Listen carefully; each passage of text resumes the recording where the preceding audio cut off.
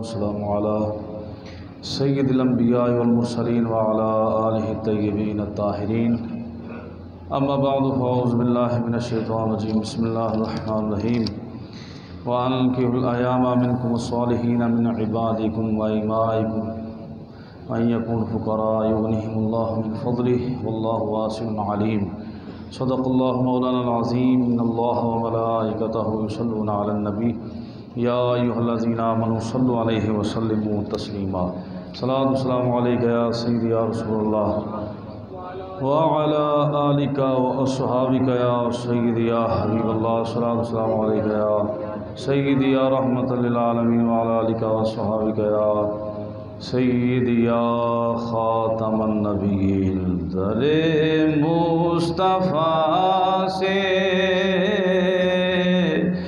لڑے رہنے والوں ہوا نہ گزارا تو پھر کیا کرو گے در مصطفیٰ سے لڑے رہنے والوں ہوا نہ گزارا تو پھر کیا کرو گے کوئی بھی اگر نہ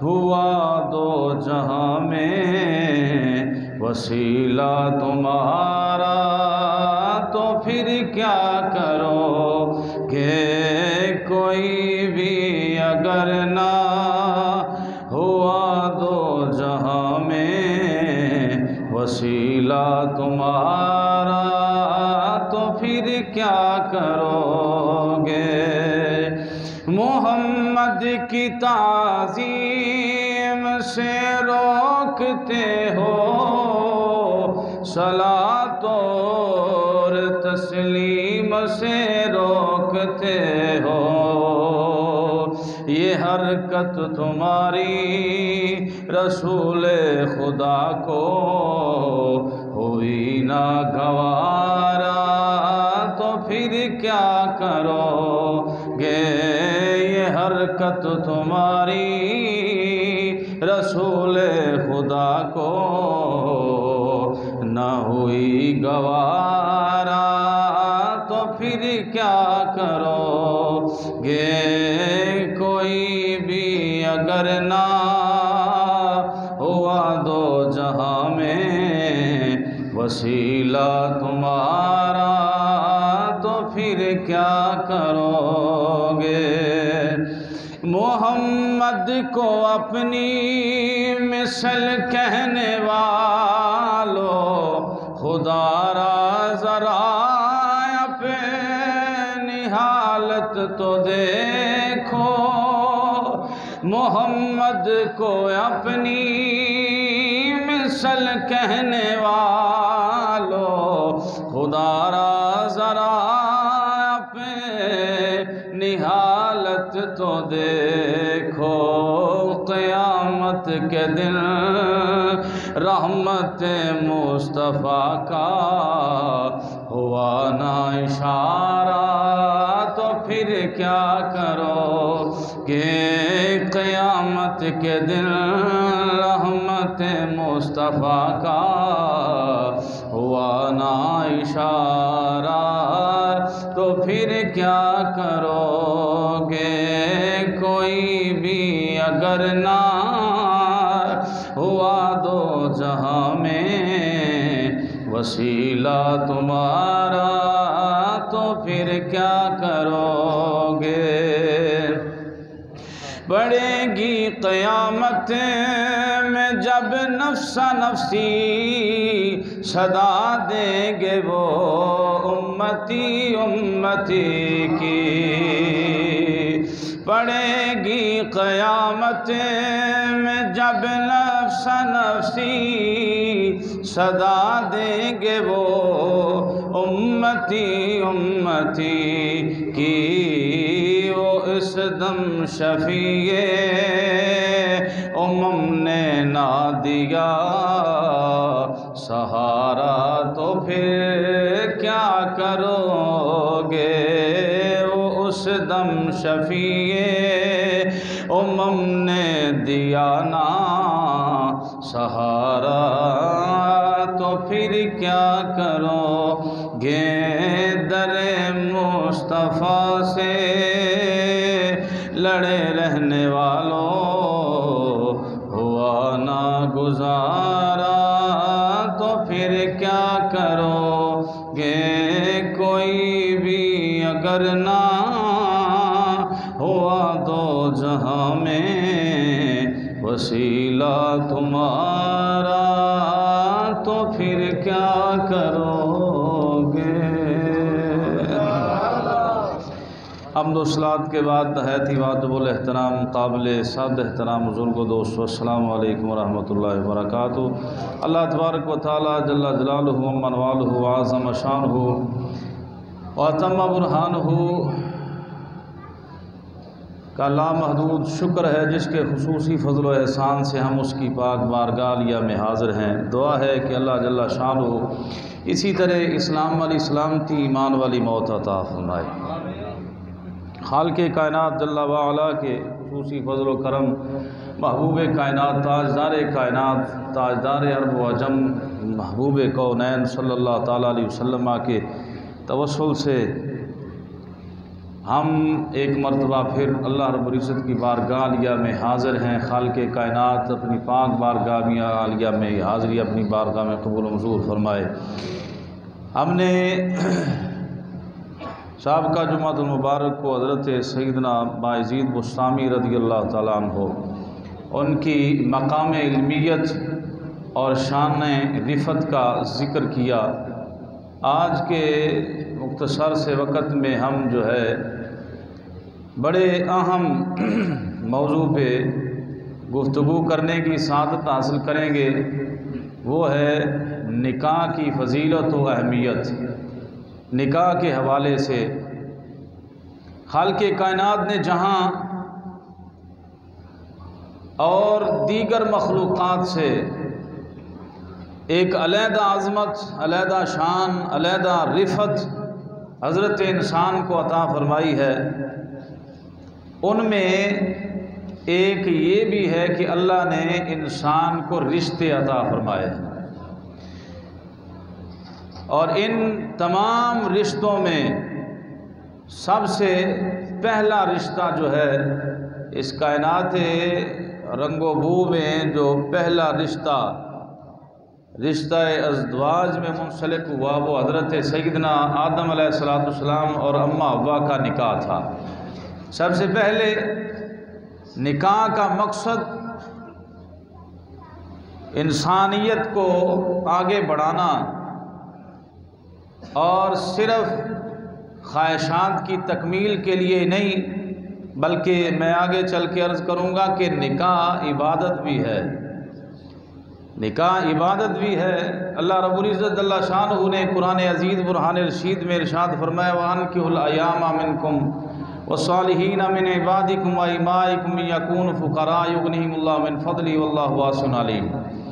محبوب جو اپنوں میں بے نکاح ہوں ان کا نکاح کر دیں، جو غلام ہیں، جو لونڈیاں ہیں، ان کا آپس میں نکاح کر دیں۔ اگر وہ ان یکونوا فقراء، اگر وہ فقیر ہوئے تو اللہ نکاح کی برکت سے انہیں مالدار کر دے گا، واللہ واسع علیم۔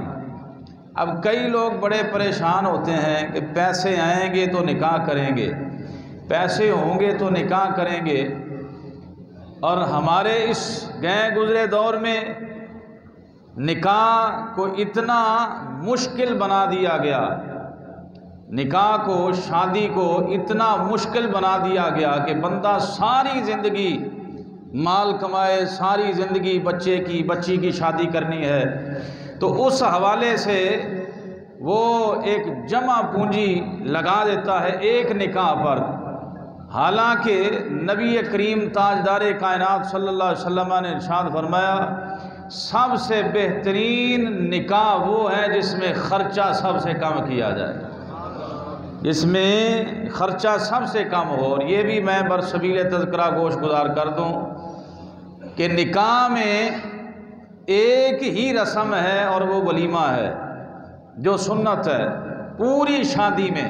آج ہماری صورتحال یہ ہے کہ ہفتہ کیا 2 ہفتے، بعضوں کے تو جو زیادہ مالدار ہیں 1 مہینہ پہلے شادیاں ایونٹ ان کے شروع ہو جاتے ہیں، اور پتہ نہیں اللہ جانے کیسی کیسی رسم و رواج۔ پہلے تو صرف مہندی ہوتی تھی اور اس کے بعد دوسرے دن شادی، تیسرے دن ولیمہ۔ اب مائیوں اور پتہ نہیں کیا کیا، ہمیں نام بھی نہیں آتے، نئی نئی رسمیں نکل آئیں۔ حالانکہ شادی میں صرف ولیمہ ہے، اس کے علاوہ کوئی چیز جو ہے وہ شریعت مطہرہ میں نہیں، اور وہ بھی شادی کے دوسرے دن ولیمہ۔ امام الانبیاء تاجدار کائنات صلی اللہ تعالیٰ علیہ وسلم کی بارگاہ عالیہ میں یہ سوال کیا گیا، ایک شخص آیا، حضرت جابر رضی اللہ تعالیٰ عنہ اس کے حدیث کے راوی ہیں۔ اب کہتے ہیں انہوں نے آ کے تنگ دستی کی شکایت کی، یا رسول اللہ صلی اللہ علیہ وسلم حالات بڑے ماڑے، بڑی پریشانی ہے۔ تو آقا علیہ السلام نے فرمایا نکاح کرو، تنگ دستی دور ہو جائے گی۔ شادی کرو، شادی کرنے سے تنگ دستی دور ہو جائے گی۔ تو آج گرامی قدر احباب بندہ پریشان حال ہوتا ہے، اور اس وجہ سے نکاح نہیں کرتا بچوں کا۔ کیا بات ہے، انہاں نو ذرا پیراں تے کھڑے ہو لین دیو، ذرا ان کو پاؤں پہ کھڑے ہو لینے دو۔ یہ ہمارے معاشرے کا المیہ۔ بچے کی عمر 30 سال ہو گئی، 35 سال ہو گئی، ایک وجہ یہ ہے کہ یہ کاروبار سیٹل ہو جائے، یہ سیٹ ہو جائیں ذرا پھر ان کا نکاح کریں گے۔ اور دوسرا یہ کہ ہم نے اتنی محنت کر کے ان کو پڑھایا ہے، تو لہٰذا اب ان کی کمائی کھانے کی باری ہے، تو اب ان کا نکاح کر کے سائڈ پہ کر دیں، یہ بھی ہمیں گوارا نہیں۔ ایک یہ ہے، اور تیسرا یہ ہمارے معاشرے میں ہوتا ہے اچھا رشتہ ملے۔ اچھا رشتہ، اس اچھے کی تلاش میں بسا اوقات بچی 35-40 سال کی ہو جاتی ہے، اور اچھا رشتہ تلاش کرتے کرتے جو ہمیں جس کاکے کی شادی کرنی ہے اس کے سر کے بال بھی آگے والے اڑ جاتے ہیں، یہ بھی تقریباً 35-40 سال کا ہو جاتا ہے۔ کیا ہے جی؟ اچھا رشتہ۔ حالانکہ ہم دین سے اتنے دور ہو گئے۔ آقا کریم علیہ السلام ارشاد فرماتے ہیں کہ جب بچہ بچی بالغ ہو جائے تو جتنی جلدی ہو سکے ان کا نکاح کر دو۔ اب ہمارا جو المیہ ہے کہ ہم نے تو نکاح سمجھا ہے کل لاکھوں روپے ہوں گے تو پھر حال بک ہوگا تو پھر ہمارا نکاح ہوگا۔ حالانکہ نکاح اتنا آسان ہے، اتنا آسان ہے۔ حضرت امام احمد بن حنبل رحمۃ اللہ علیہ آپ فرماتے ہیں کہ ایک مجمع لگا ہوا ہو، اور اس مجمع میں بیوی بھی کھڑی ہو، اور بندہ قریب سے گزرے اور قریب سے گزرتا ہوئے کہے کہ بی بی میں تجھ کو پسند کرتا ہوں اور تیرے ساتھ نکاح کرنا چاہتا ہوں، اور بی بی آگے سے کہہ دے اچھا میں نے قبول کر لیا، ٹھیک ہے، میں ایگری ہوں، اور فرمایا کہ اتنی بات کہنے سے وہ مجمع جو ہے وہ گواہ بن گیا، اور انہوں نے ایجاب و قبول کر لیا، بس کہا یہی نکاح ہے۔ اتنا سا نکاح ہوتا ہے، گواہ ہو دو اور میاں بیوی آپس میں ایجاب و قبول کر لیں، لمبے چوڑے خرچوں کی بات ہی نہیں، لیکن ہم نے خود ہی پریشانی اپنے سر پہ ڈالی۔ حضرت اب دوستان عزیز، بزرگوں، دوستوں، بڑی قابل غور بات یہ آگے آنے والی ہے نکاح کے حوالے سے۔ نکاح کی فضیلت اپنی جگہ پہ، اہمیت اپنی جگہ پہ۔ نکاح کرنے سے تنگ دست نہیں ہوتا بندہ، بلکہ اللہ رب العزت جل شانہ فراوانیاں عطا فرما دیتا ہے اگر کوئی یہ نظریہ رکھنے والا ہو۔ اور اب سوال یہ ہے کہ اگر مالدار ہے اور اس کے پاس حیثیت بھی ہے کہ علیحدہ علیحدہ مکان لے کے دے سکتا ہوں میں، تو قرآن کہتا ہے وَأَنكِحُوا الْأَيَامَ مِنكُمْ وَالصَّالِحِينَ، قرآن کہتا ہے کہ 2-2 3-3 4-4 کا ذکر آیا ہے۔ فَانكِحُوا مَا طَابَ لَكُم مِّنَ النِّسَاءِ مَثْنَىٰ وَثُلَاثَ وَرُبَاعَ، اور میں 2 3 4 ایک ٹائم پہ 4 بیویوں سے نکاح کر سکتا ہے بندہ، لیکن ساتھ یہ بھی فرمایا کہ اگر خرچہ پورا کر سکتا ہے تو، نہیں تو پھر قرآن کہتا ہے کہ ایک ہی بہتر ہے، ایک ہی بہتر ہے، لیکن بے نکاح نہیں ہونا چاہیے۔ اب یہ بڑی قابل غور بات ہے، بے نکاح کنوارا بندہ، اس کے بارے میں روایات میں آیا ہے، نبی کریم علیہ السلام نے ارشاد فرمایا کہ میں کنواروں کو پسند نہیں کرتا۔ کیا وجہ ہے؟ آقا کریم علیہ السلام نے فرمایا کہ ایک شادی شدہ بندہ 2 رکعت نفل پڑھے اور کنوارا 70 رکعتیں پڑھے تو یہ برابر نہیں ہو سکتا۔ یعنی شادی شدہ بندہ 2 رکعتیں پڑھ لے اور یہ کنوارا جو ہے 70 رکعت نماز پڑھ لے نفل کی، تو یہ اس سے بہتر ہے۔ تو آقا کریم علیہ السلام نے ارشاد فرمایا جتنی جلدی ہو سکے، استطاعت ہو تو نکاح کرو، جتنی جلدی ہو سکے۔ اگر استطاعت نہیں، ہمت نہیں، یعنی میں خرچہ برداشت نہیں کر سکتا، میں اخراجات نہیں اٹھا سکتا، تو پھر آقا علیہ السلام نے فرمایا جوانوں نکاح کرو۔ اگر نکاح نہیں ہمت تمہارے اندر، تو پھر آقا علیہ السلام نے فرمایا روزے رکھا کرو، کہ روزہ جو ہے خواہشات کو ختم کر دیتا ہے، یہ خواہشات نفسانیہ شیطانی وسوسات ختم کر دیتا ہے۔ فرمایا اگر نکاح نہیں کر سکتے تو پھر روزہ رکھا کرو۔ اب بڑی قابل غور بات ہے دوستان عزیز، نکاح بعض اوقات سنت ہے، سنت موقدہ عام حالات میں۔ اب میں اس کی تھوڑی تعریف کرتا ہوں، بڑی قابل غور بات ہے۔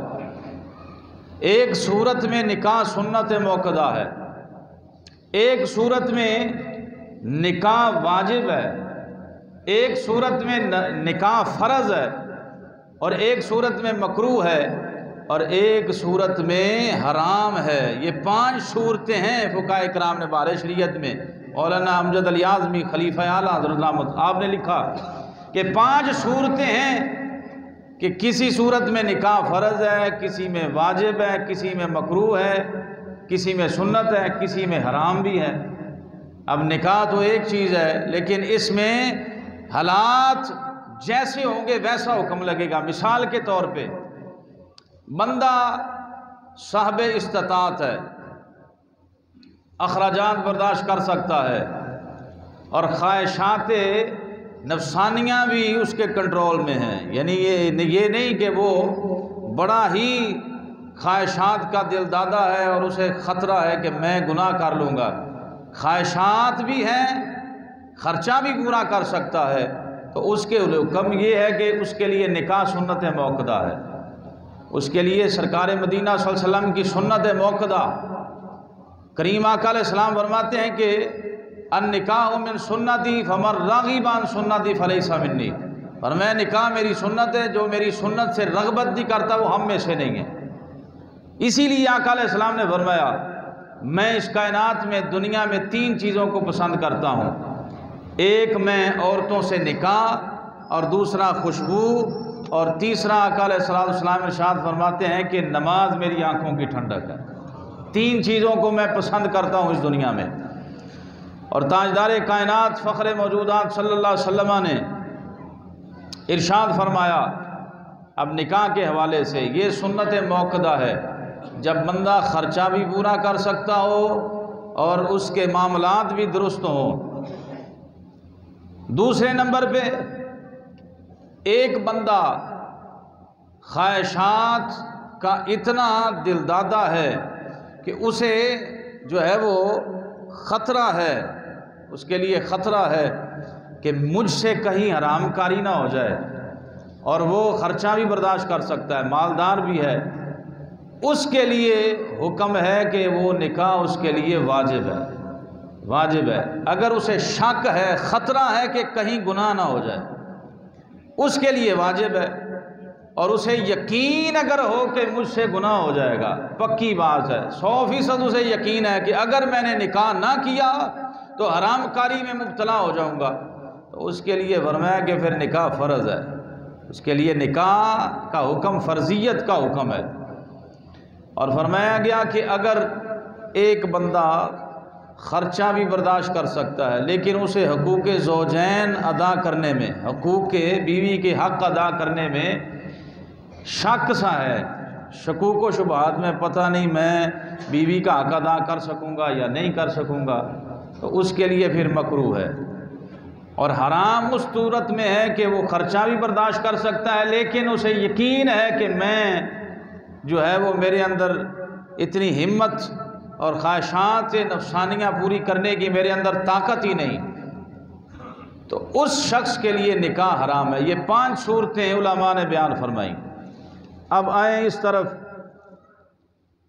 کیا کسی کی بیوی فوت ہو جائے اسے دوسرا نکاح کرنا چاہیے؟ دوسرا نکاح کا بڑی قابل غور بات ہے، اور یہ دل کے کانوں سے سننے والی بات ہے۔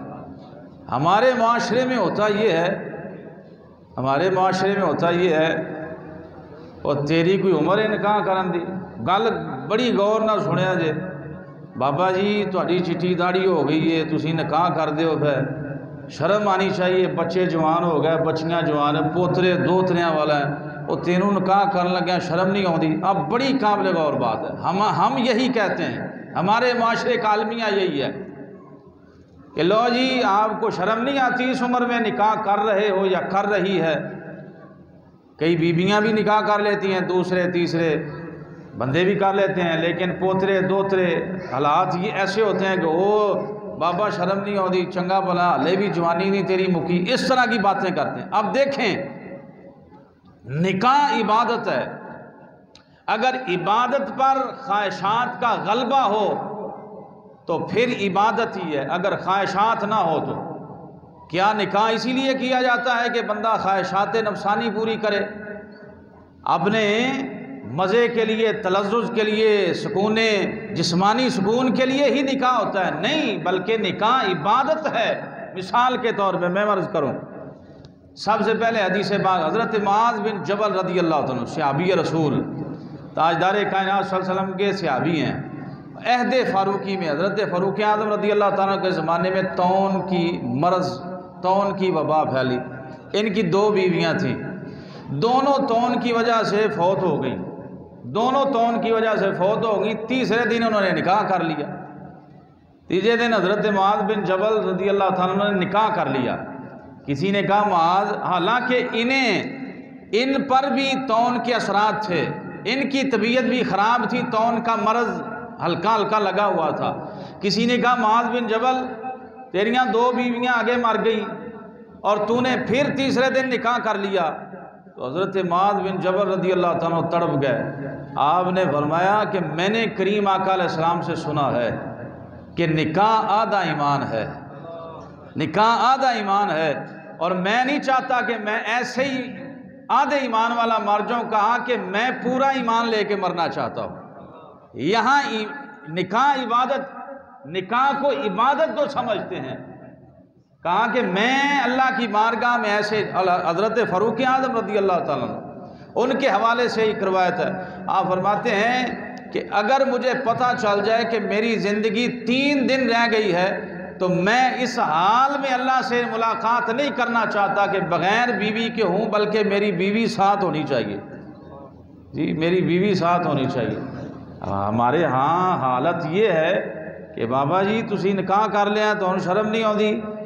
یہ جب عبادت میں خواہشات کو غلبہ دیا گیا تب لوگ یہ باتیں کرتے ہیں، جب عبادت ہے تو عبادت ہے۔ اب مثال ایک اور میں عرض کروں، حضرت امام احمد بن حنبل فقہ حنبلیہ کے یہ امام ہیں، فقہ کے 4 امام ہیں، امام مالک، امام شافعی، امام احمد بن حنبل، امام ابو حنیفہ رحمہ اللہ۔ حضرت امام احمد بن حنبل رحمۃ اللہ، بڑی قابل غور بات ہے۔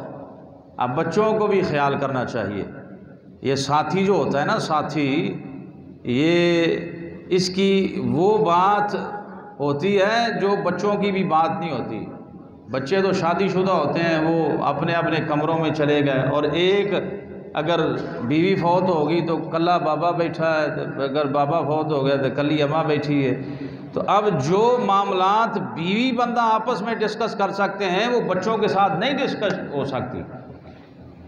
لیکن ہمارے معاشرے کالمیہ یہ ہے کہ نہیں بابا تینوں تیرا بیان ہی اسی کر. حالانکہ ہمارے مسلک کے بہت بڑے مفتی محمد امین صاحب رحمۃ اللہ علیہ، مفتی محمد امین رحمۃ اللہ علیہ فیصل آباد کے، مناظر اسلام حضرت علامہ سعید اسد صاحب کے والد گرامی، ان کے 7-8 بیٹے سارے عالم دین، اور بڑھاپے کو ان کی اولادیں پوتے دوتے والے تھے، لیکن آخری عمر میں بھی انہوں نے شادی کی.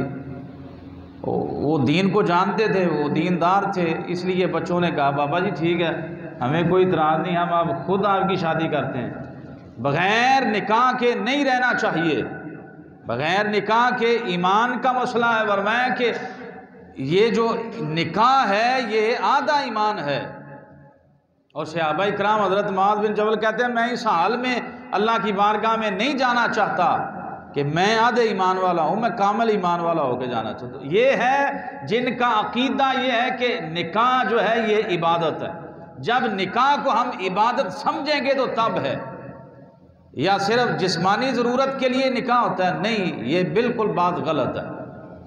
اگرچہ نسل انسانی کو بڑھانے کے لیے نکاح کی ایک شک ہے کہ نکاح اس لیے آقا علیہ السلام نے فرمایا کہ ایسی بیوی سے نکاح کرو جو بچے زیادہ پیدا کرے، ایسے قبیلے والی عورت سے نکاح کرو جو بچے زیادہ پیدا کرے. ہون تا بچے 2 ہی اچھے. اب یہ ہمارے ذہن میں بات ڈال دی گئی کہ بچے 2 ہی اچھے، تیسرا بچہ نہیں لینا. اور آقا علیہ السلام فرماتے ہیں جتنے زیادہ بچے ہوں گے قیامت والے دن میں اپنی امت پہ فخر کروں گا، میری امت زیادہ ہے. اور حالات یہ ہیں کہ میں عرض کر رہا تھا حضرت امام احمد بن حنبل رحمۃ اللہ علیہ، آپ رحمۃ اللہ علیہ کی بیوی فوت ہوئی، بڑی قابل غور بات ہے. امام صاحب کوئی بچے نہیں تھے جب آپ کی بیوی فوت ہوئی، کوئی 60-70 سال آپ کی عمر تھی جب بیوی فوت ہوئی، تو آپ نے دوسرے دن ہی نکاح کر لیا. جب دوسرے دن نکاح کر لیا، لوگوں نے کہا حضرت جی یہ کیا ہے، بات سمجھ نہیں آئی. اعتراض کیا کسی نے، جیسے ہمارے زمانے میں اعتراض کرتے ہیں بابا جی ہون تہاڈی کوئی عمر ہے حالے بھی جوانی چڑھے جے. حالانکہ یہ بات بالکل غلط ہے، دین سے دور ایسے لوگ باتیں کرتے ہیں. نکاح صرف جسمانی ضرورت کے لیے نہیں ہوتا، نکاح عبادت ہے.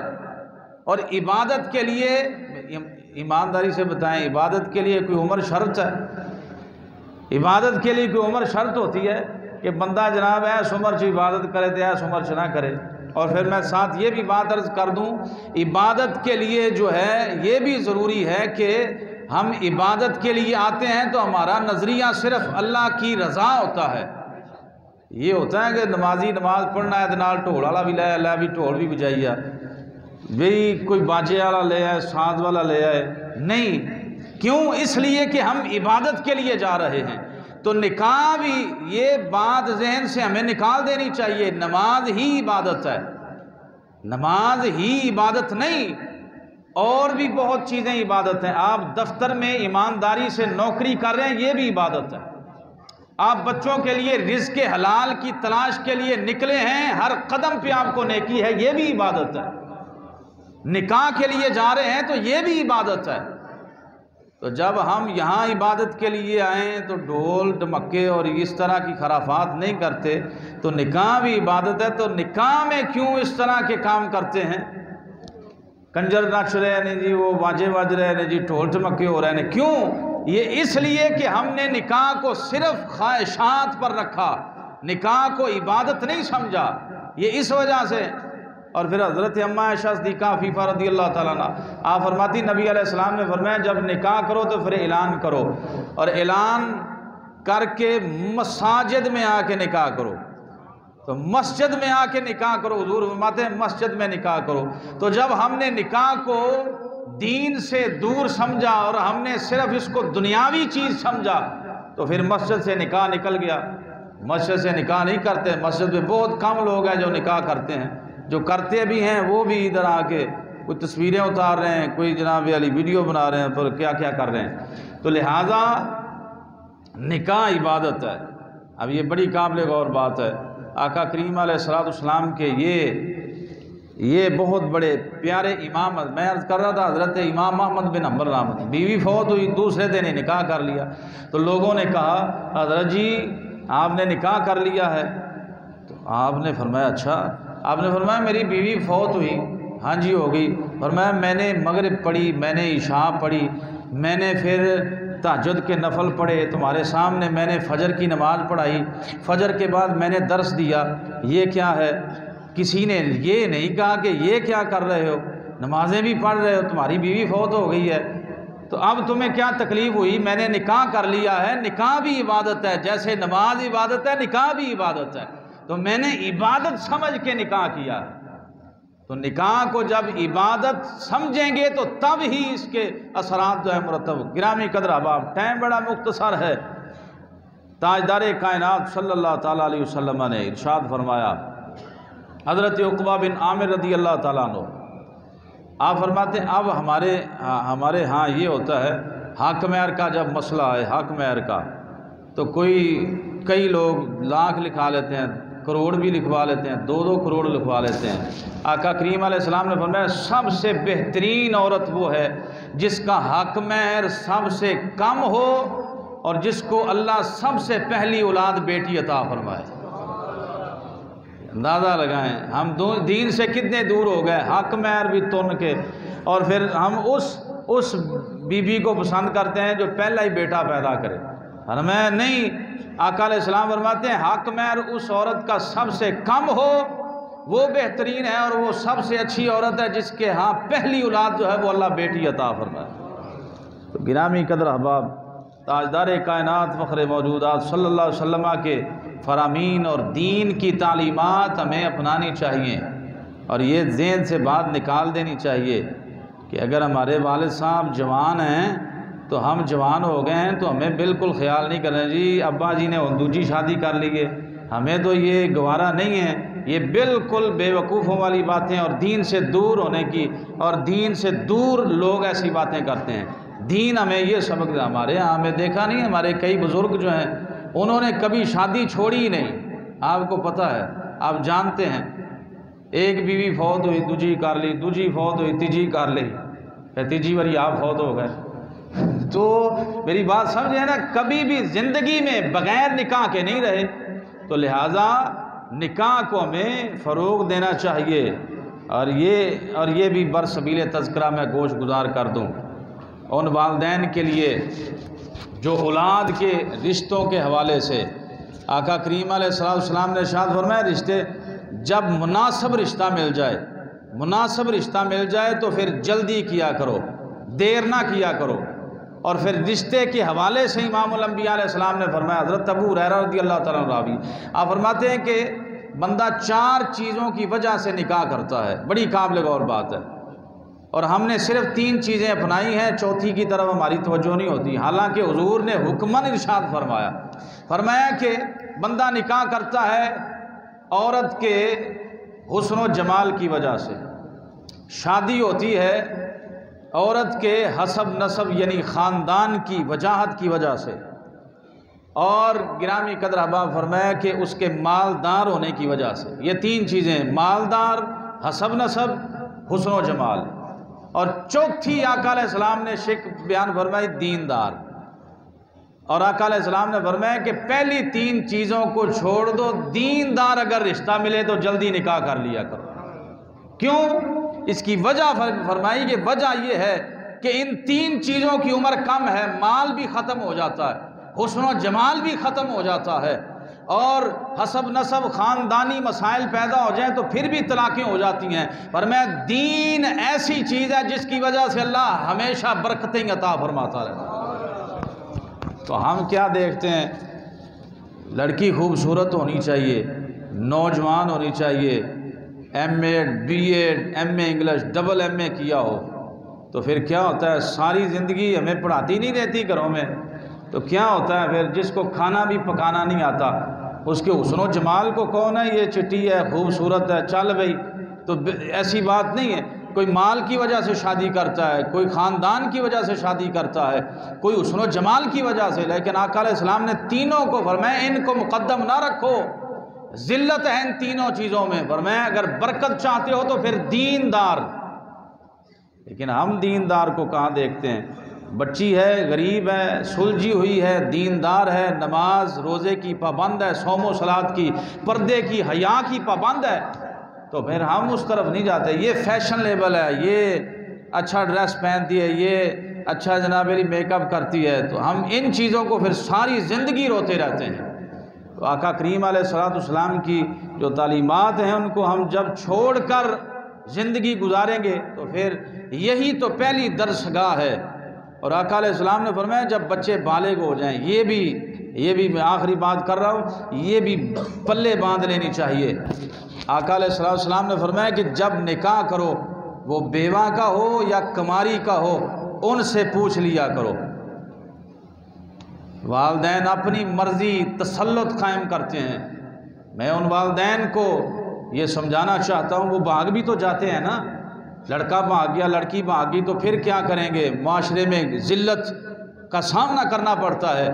جب نکاح کرنا ہو تو یہ حکماً ارشاد فرمایا، حضرت اماں عائشہ صدیقہ عفیفہ رضی اللہ تعالیٰ فرماتی ہیں کہ ان بچوں سے پوچھ لیا کرو کہ بچہ ہم تمہارا نکاح کر رہے ہیں، کیا خیال ہے تمہارا؟ تو اگر تو وہ سلجھے ہوئے ہیں تو ٹھیک ہے، ابا جی اماں جی جہاں آپ کا دل چاہتا ہے آپ کر دیں، وہ تو ٹھیک ہے، لیکن اگر ان کے ذہن میں ہو کہ ہم نے کرنا ہی وہاں پہ ہے تو پھر شریعت نے اجازت دی ہے، کوئی روک ٹوک نہیں، امی اپنی جگہ پہ، ابا اپنی جگہ پہ، مرضی اور ڈنڈا لے کے ان کے سر پہ نہیں، بھئی چاچے علی کرنا ہے تو مامے علی کرنا ہے تو پھپھو علی کرنا ہے تو ادھر ہی کریں گا، نہ ہاں کری تو پھر وہ اس کے نتائج ہمارے سامنے ہوتے ہیں۔ دین ہمیں کہتا ہے، یہ دین بڑا خوشبودار دین ہے، تو ہمیں دین کہتا ہے کہ ان بچوں سے پوچھ بھی لیا کرو کہ انہوں نے کہاں پہ نکاح کرنا ہے۔ اور نکاح کے لیے میں نے پہلے عرض کر دی، یہ نہیں دیکھنا چاہیے کہ رشتے اچھے سے اچھے مناسب، آقا علیہ السلام فرماتے ہیں رشتہ ہے تو جلدی رشتہ کر لیا کرو۔ کتنی جلدی؟ فرمایا کہ 3 کاموں میں جلدی کیا کرو، جب نماز کا وقت ہو جائے پھر جلدی کوشش کرو نماز پڑھو، جب میت ہو جائے کوئی مر جائے بندہ تو پھر جتنی جلدی ہوئے اس کی کفن و تدفین کا معاملہ کرو، جلدی جلدی اللہ کی امانت اس کے حوالے کر دو۔ اور تیسرا فرمایا کہ جب اولاد جوان ہو جائے تو پھر جتنی جلدی ہو ان کا نکاح کر دو۔ ہم کیا کرتے ہیں 35 سال 40 سال اسی نظریے، اسی وجہ سے کہ کوئی اچھا رشتہ مل جائے، کوئی اچھا لڑکا آ جائے، کوئی اچھی لڑکی مل جائے، تو لہٰذا گرامی قدر احباب نکاح جو ہے یہ آقا کریم علیہ الصلوۃ والسلام کی بڑی پیاری سنت ہے۔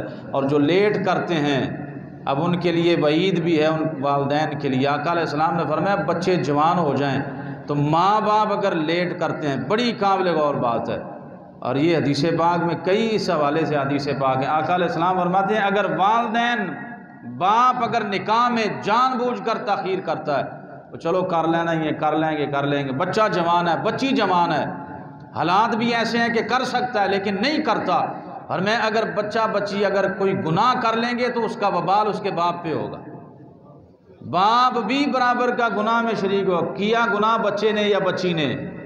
اور یہ خواہشات ہیں، یہ جذبات ہیں، اور یہ جذبات کے کنٹرول کو کرنے کا یہی طریقہ ہے ایک نکاح کا، جو اچھا اور احسن طریقہ اور شریعت نے جو ہمیں بتایا ہے۔ گرامی قدر احباب باپ بھی گناہ گار ہوگا، اور باپ پر بھی یہ گناہ ہے جو لاپرواہی کرے اپنی بچوں کی شادیوں کے حوالے سے، نکاح کر دے۔ تو گرامی قدر احباب تاجدار کائنات فخر موجودات صلی اللہ تعالیٰ علیہ وسلم کی ان احادیث مبارکہ سے اس بات کی ہمیں سمجھ آئی کہ نکاح جو ہے یہ کتنی پیاری سنت ہے اور کتنی محبوب سنت ہے۔ اس کے لیے پیسوں کی اور اس کے لیے لمبے چوڑے خرچوں کی ضرورت نہیں ہوتی، بس 2 گواہ ہوں، مولوی صاحب کی جی میں اپنی بھی گل کرتے ہیں، مولوی صاحب کی بھی ضرورت نہیں جی ہوتی، ابھی تو ہم دس ہیں یہ ہاں آپ نے فارم فل کروانے ہیں تو پھر تو مولوی صاحب کی ضرورت ہوگی، لیکن آپ لڑکی ہے لڑکا ایک طرف سے اجازت ایک طرف سے قبول اور 2 گواہ بیٹھے ہوتے نکاح ہو جاتا ہے۔ یہ اتنا سا نکاح لمبے چوڑے خرچے کرنے کی ضرورت ہی کوئی نہیں، تو اس لیے سادگی میں جو نکاح کرے بندہ۔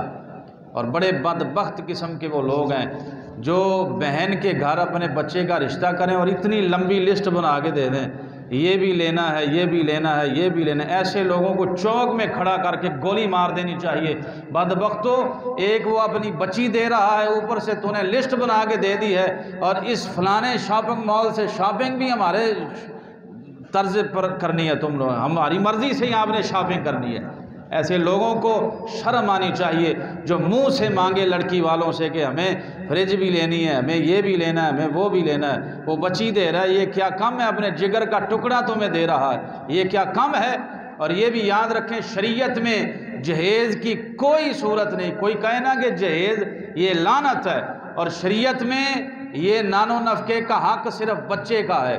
اب میں بس ایک بات کروں، یہ بات ہے کہ حضرت مولا مرتضیٰ تاجدار حلعہ رضی اللہ تعالیٰ عنہ، آپ کی جب شادی نکاح کی باری ہے سیدہ خاتون جنت کے ساتھ، تو آقا علیہ الصلوۃ والسلام نے فرمایا علی کو شہائی کول دین واسطے، ابھی نکاح نہیں ہوا تو کہا کہ علی کو شہد تیرے پاس دینے کے لیے۔ تو پتہ چلا کہ بچی کے معاملات جو ہیں وہ اخراجات، وہ شادی سے پہلے جو چارپائی بستر جو بھی ہے وہ بھی ذمہ داری بچے کی ہے، یہ بچی کی نہیں ہے۔ بڑی مرضی سے ماں باپ دے دیں تو ان کی مرضی ہے، ورنہ کوئی تسلط نہیں۔ تو اس لیے ہمیں دین کو سمجھنا چاہیے، دین کو جاننا چاہیے، اور بغیر دین کے چلیں گے تو پھر یہی ہوتا ہے کہ پھر 8 دن نہیں پہنتے تھے، پھر وہ لو جی مولوی صاحب غصے میں کہہ چڑھیا ہے، تو پھر غصہ سامنے آ جاتا ہے، تو پھر ہون کی کریے بھی، ہون کیا کریں، مولوی صاحب کیا کریں، اب غصے میں کہہ ہی دیا ہے، تو پھر بھاگے پھرتے ہیں کبھی ادھر کبھی اس نکر میں کبھی اس نکر میں۔ تو اس لیے فرمایا گیا کہ جو کام کرو اس کام کے بارے میں پہلے علم حاصل کرو، جی علم حاصل کرو۔ کاروبار کرنا ہے تو کاروبار کے حوالے سے علم حاصل کرو، نکاح کرنا ہے تو نکاح کے مسائل، طلاق کے مسائل، جنازے کے مسائل، یہ ضروریات دین کے مسائل ہیں، ہر مسلمان پر فرض ہیں، یہ صرف مولوی صاحب کے لیے نہیں ہے، یہ ہر مسلمان پر جو ضروریات دین کے مسائل ہیں، جو لاحق ہیں، روزمرہ کے مسائل ہیں، جنازے کے، طلاق کے، اسی طرح نکاح کے اور وراثت کے، یہ سارے مسائل ہر مسلمان پر جاننے لازم و ضروری اور فرض ہیں، ہمیں جاننے چاہیے۔ دوستان عزیز ایک اعلان سماعت فرما لیں کہ انشاءاللہ تعالی یہ ایک اجتماع غوثیہ ہو رہا ہے 26 تاریخ بروز اتوار کو، منگل بازار لگتا ہے، یہ کراچی دربار، یہ سب ٹاؤن ہے بٹھک، یہ گوابا، وہاں پہ حاجی الحاج یافور رضا تاری صاحب کا بیان ہوگا، خصوصی شرکت کی اپیل ہے۔ اور دوسرا اعلان یہ ہے کہ باغ رحمت میں انشاءاللہ تعالی 29 تاریخ کو مغرب کے بعد بروز بدھ، یہ بہت بڑی شخصیت پیر اجمل رضا صاحب قادری صاحب آپ تشریف لے کے آ رہے ہیں، مغرب کے نہیں عصر کے بعد شروع ہوگا، مغرب کے فوراً بعد آپ کا بیان ہوگا۔ دوستوں سے گزارش ہے کہ پیر صاحب کا مختصر سا بیان ہوتا ہے، مغرب تا عشاء، تشریف لا کر ثواب دارین حاصل کریں۔ وما علینا الا البلاغ۔